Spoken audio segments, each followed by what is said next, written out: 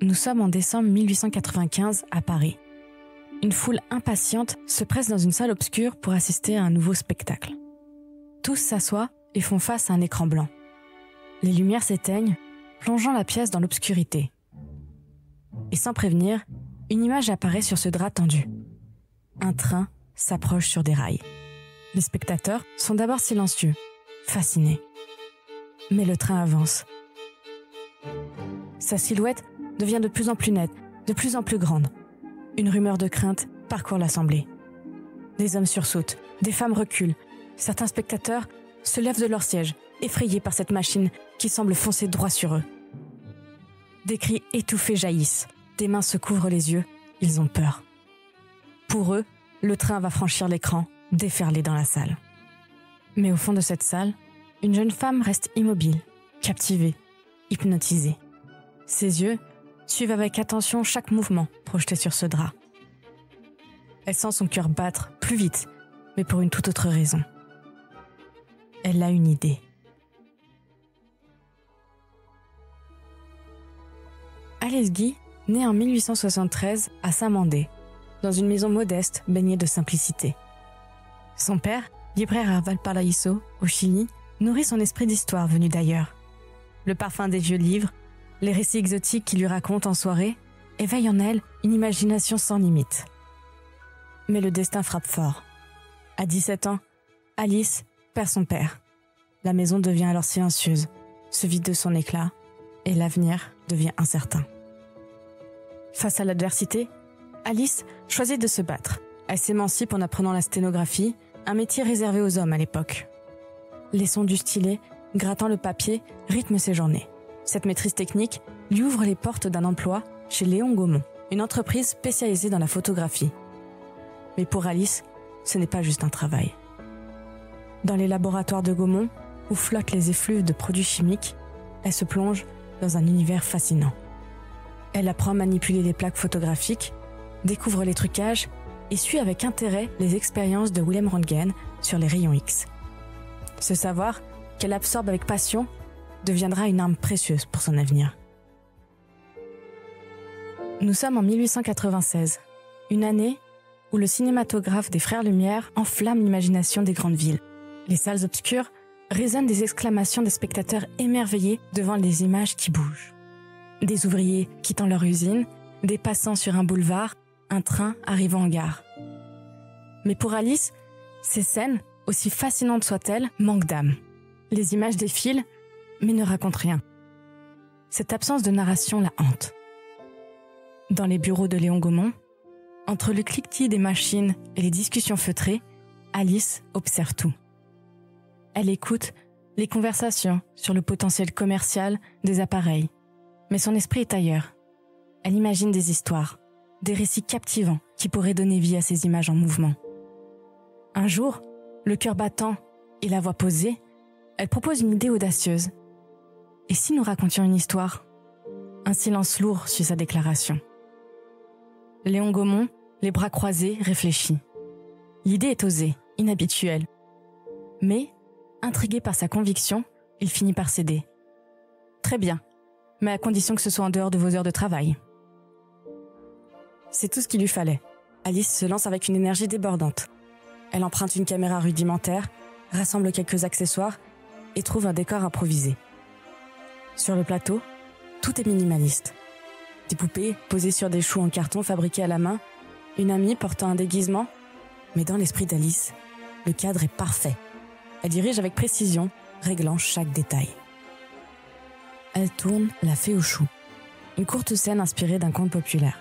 Dans cette histoire, simple mais charmante, des bébés émergent de choux sous la baguette magique d'une fée.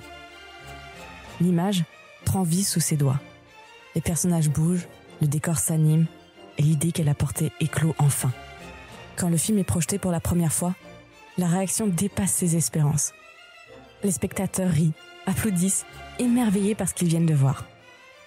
Ce n'est pas seulement une démonstration technique, c'est une histoire, et elle touche quelque chose de profond chez ceux qui la regardent. Dans un coin de la salle, Alice observe les visages illuminés par l'écran. Elle ressent une fierté immense. Elle sait qu'elle vient de franchir une frontière invisible. Pour elle, ce n'est que le début. Elle a prouvé que le cinéma peut capturer plus que le quotidien. Il peut captiver, émouvoir et transporter. Léon Gaumont, impressionné par son succès, lui confie la responsabilité d'un département entier dédié à la fiction à tout juste 23 ans. Les années suivantes, Alice Guy ne s'arrête plus. Pendant plus de 10 ans, elle réalise des centaines de films, chacun plus ambitieux que le précédent. Les plateaux qu'elle dirige sont des ruches bourdonnantes d'activité. Les techniciens ajustent les caméras, les acteurs répètent leurs répliques sous sa supervision attentive et les décors prennent vie sous ses directives. L'air est saturé de leur concentration, mais aussi d'une énergie palpable, celle de l'innovation. Chaque tournage devient une exploration. Elle introduit des récits, des personnages et des décors travaillés. Sa devise « Be natural », soit naturel, résonne sur les plateaux. Elle pousse ses acteurs à jouer avec authenticité, loin des gesticulations exagérées, héritées du théâtre. Alice innove sans cesse. Elle invente le gros plan, capturant l'intensité d'un regard ou la tension d'un sourire. Elle colore ses films à la main, transformant les scènes en véritables toiles vibrantes. Elle synchronise le son et l'image pour créer les premières phonosphènes, une prouesse technique qui émerveille. Lors de l'un de ses tournages, elle imagine et réalise un making-of, le tout premier de l'histoire.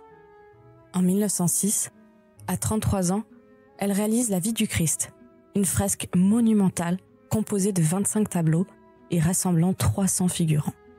Le tournage est un ballet complexe. Les costumes, brodés avec soin, bruissent à chaque mouvement. Les acteurs évoluent dans les décors fastueux, tandis qu'Alice orchestre chaque détail. De la lumière qui illumine les visages jusqu'au rythme des scènes. Quand les derniers plans sont capturés, le silence sur le plateau est remplacé par un murmure d'admiration. Ce film, une fresque ambitieuse, devient une référence, considéré comme le premier péplum de l'histoire. Alice reçoit les félicitations de Louis Gaumont et la médaille de la ville de Milan pour ce chef-d'œuvre. Mais Alice ne se limite pas aux avancées techniques. Elle voit dans le cinéma un outil pour questionner la société et aborder des thèmes audacieux. Son regard acéré capte les inégalités et les injustices et ses films en deviennent des miroirs. En 1906, elle réalise Les résultats du féminisme, une satire provocante où les rôles hommes-femmes sont inversés. Les hommes, maladroits et résignés, réalisent des tâches ménagères, tandis que les femmes, élégantes et dédaigneuses, se prélassent sur des canapés, fumant et discutant. La scène, à la fois comique et mordante, fait rire, mais pousse aussi à réfléchir. En 1912, Alice s'attaque à un autre tabou de l'époque. Elle veut tourner un film avec des acteurs afro-américains. Mais dans une industrie marquée par le racisme, il est courant de maquiller les acteurs blancs pour jouer ces rôles. Alice refuse catégoriquement. Pour A Fool and His Money, elle recrute un casting afro-américain. Mais sur le plateau, les tensions sont palpables. Certains acteurs blancs boycottent le tournage. Ils tentent de négocier avec la réalisatrice. C'est eux ou les acteurs afro-américains. Et c'est comme ça que le tout premier film avec un casting entièrement afro-américain voit le jour. Alice refuse de se plier aux préjugés raciaux et donne une visibilité à des acteurs marginalisés. Le film, une première dans l'histoire du cinéma, devient une déclaration de son engagement contre les préjugés.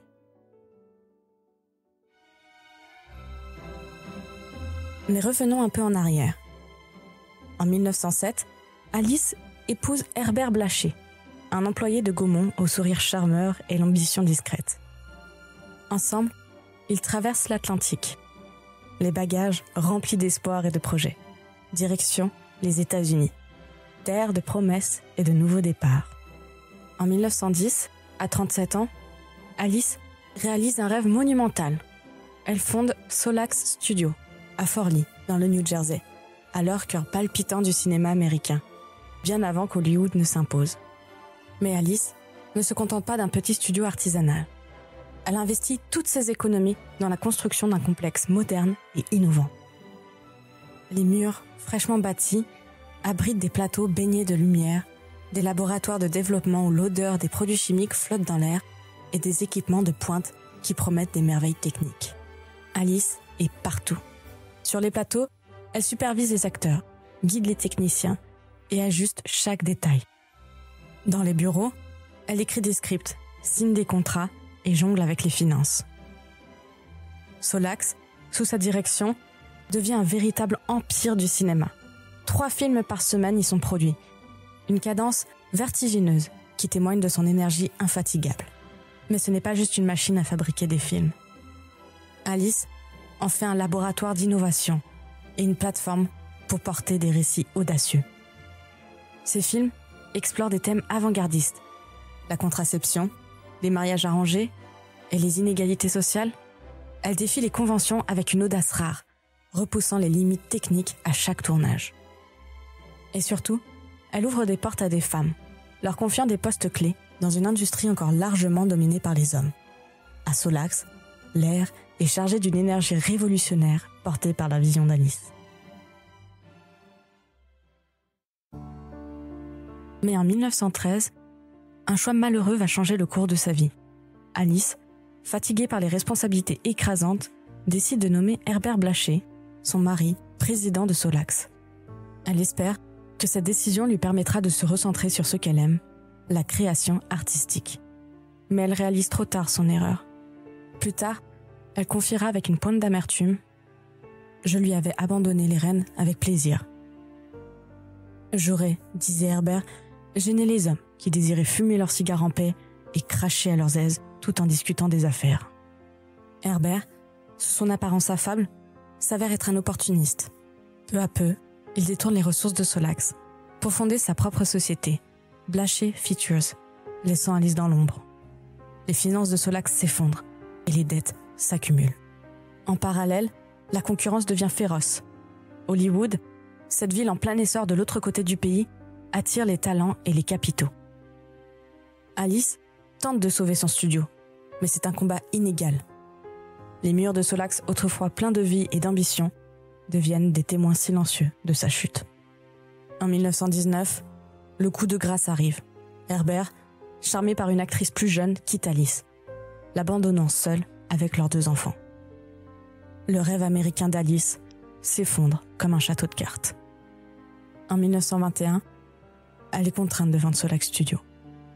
Lorsqu'elle signe les derniers documents, le poids de cette défaite semble écraser ses épaules. Elle a bâti cet empire de ses propres mains et le voir disparaître est une déchirure indescriptible.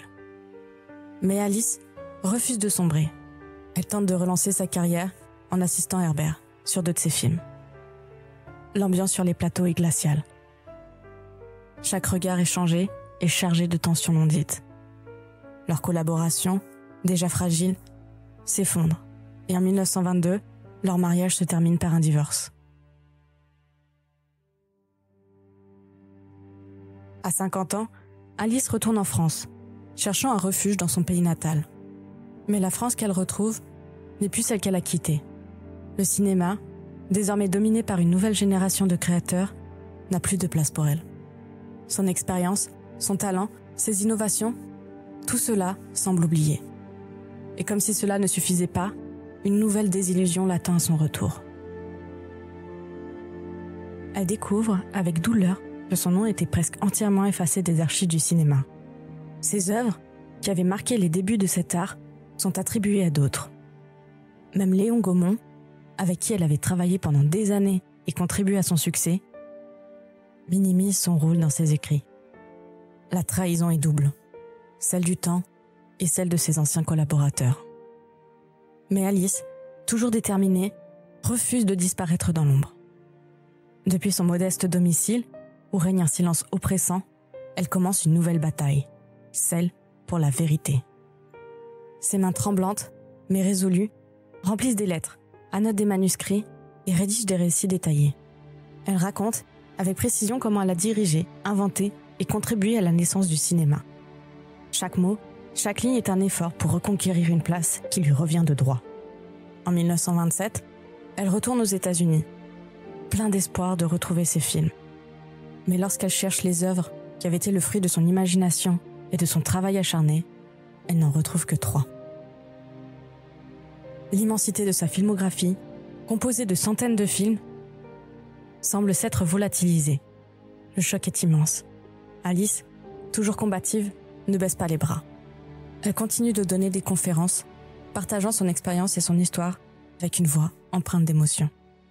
Dans ces années d'oubli, elle observe avec une douleur silencieuse d'autres réalisateurs être célébrés pour des innovations qu'elle avait introduites bien avant eux. Le gros plan, les récits complexes, les effets spéciaux, autant d'inventions qui sont désormais attribuées à d'autres, effaçant son rôle de pionnière. Le monde du cinéma, qu'elle avait aidé à construire, semble l'avoir abandonné. Mais Alice persiste. En 1940, alors âgée de près de 70 ans, elle décide de rédiger ses mémoires. Ces pages, écrites avec soin et passion, regorgent d'anecdotes vibrantes et de revendications puissantes. Elles sont un cri du cœur, un témoignage de son génie et de son rôle crucial dans l'histoire du cinéma. Pourtant, ces mémoires ne trouveront aucun éditeur de son vivant, ajoutant une nouvelle ombre à son combat. Malgré les échecs et les silences, Alice continue de se battre pour ne pas être oubliée. Elle vit modestement, soutenue par sa fille, qui observe avec admiration la ténacité de sa mère. Alice écrit pour des enfants, partage son savoir lors de conférences et tente de rassembler les fragments de son héritage. Mais, au fil des années, elle commence à comprendre une vérité amère. Le cinéma, cet art qu'elle avait contribué à créer, pourrait bien effacer son nom définitivement. Pourtant, même dans l'ombre, elle refuse de céder. Chaque mot écrit, chaque conférence donnée est une résistance, une manière de rappeler au monde qui a été là. Cette bataille, pour la reconnaissance, bien que solitaire et épuisante, devient l'un des combats les plus remarquables de sa vie. Alice ne se bat pas seulement pour elle-même, mais pour l'histoire du cinéma, pour que la vérité ne soit pas ensevelie sous le poids de l'oubli.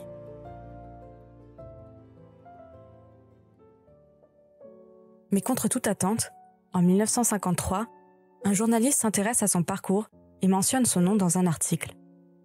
Cette reconnaissance, bien que modeste, ranime l'intérêt du public sur elle. Alice a 80 ans et commence à recevoir des lettres de cinéphiles et d'historiens curieux de connaître sa version du début du cinéma. 2 ans plus tard, en 1955, c'est un moment symbolique qui redonne un éclat particulier à sa vie. Alice Guy reçoit la Légion d'honneur, une distinction prestigieuse décernée par le gouvernement français. L'événement est pour elle un mélange de fierté et d'amertume. Fierté, car après des décennies d'oubli, la France reconnaît enfin sa contribution. Mais amertume, car cette reconnaissance arrive tard, bien trop tard. Alice a 82 ans. Elle sait que les générations actuelles ignorent encore l'étendue de son travail et que beaucoup de ses films ont disparu à jamais. Lors de la cérémonie, Alice se tient droite, fière, avec ce regard qui a traversé tant de batailles. Mais derrière son sourire discret, se cache une question douloureuse. Pourquoi ai-je dû attendre si longtemps ? En 1957, une autre reconnaissance importante illumine ces dernières années. Louis Gaumont, fils de Léon Gaumont, prend l'initiative de lui rendre hommage à la Cinémathèque française. C'est un événement inattendu pour Alice, qui avait vu son travail systématiquement minimisé par Léon Gaumont dans ses écrits. Cette célébration, organisée dans un cadre solennel, rassemble des cinéphiles, des journalistes et des figures de l'industrie. Alice est invitée à parler, à raconter son histoire. Pour la première fois depuis des décennies, elle se tient devant un public qui reconnaît son rôle dans l'histoire du cinéma. Sa fille raconte ce moment avec émotion. Elle était radieuse, son nom était enfin reconnu et, grâce à ses efforts, tiré d'un oubli presque certain. Lors de cet hommage, plusieurs de ses films sont projetés. Pour Alice, revoir ces images est une expérience bouleversante. Chaque scène est une fenêtre sur son passé, une preuve tangible de son génie et de son rôle de pionnière. Alors ainsi, jusqu'à la fin de sa vie, elle va pouvoir raconter sa vie, enfin écoutée. Seulement la majorité de sa filmographie reste introuvable. C'est une douleur sourde pour elle. Celle de savoir que des centaines de ses créations, des fragments de son âme, sont perdus à jamais. Finalement, Elle s'éteint aux États-Unis, en 1968, à l'âge de 94 ans. Alice Guy a passé les 25 premières années de sa vie professionnelle à transformer le cinéma. Entre 1896 et 1921, avec ses près de 1000 films, elle a tout inventé ou presque. La fiction cinématographique, les gros plans, les effets spéciaux, les productions ambitieuses et même les premiers making-of.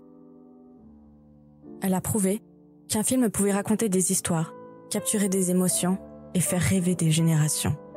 Pendant ce quart de siècle, elle n'a pas seulement participé à la naissance du cinéma, elle en a été l'un des moteurs essentiels. Mais ensuite, pendant 45 ans, Alice Guy a dû se battre. Non pas pour créer, mais pour exister. Pour que son nom ne soit pas effacé. Pour que ses films ne soient pas attribués à d'autres. Pour que ses innovations, adoptées par des hommes qui ont reçu tous les éloges, lui soient restituées.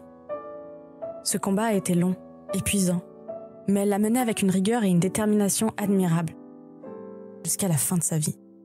Et c'est là que la question se pose. Qu'aurait-elle pu accomplir si elle n'avait pas été évincée?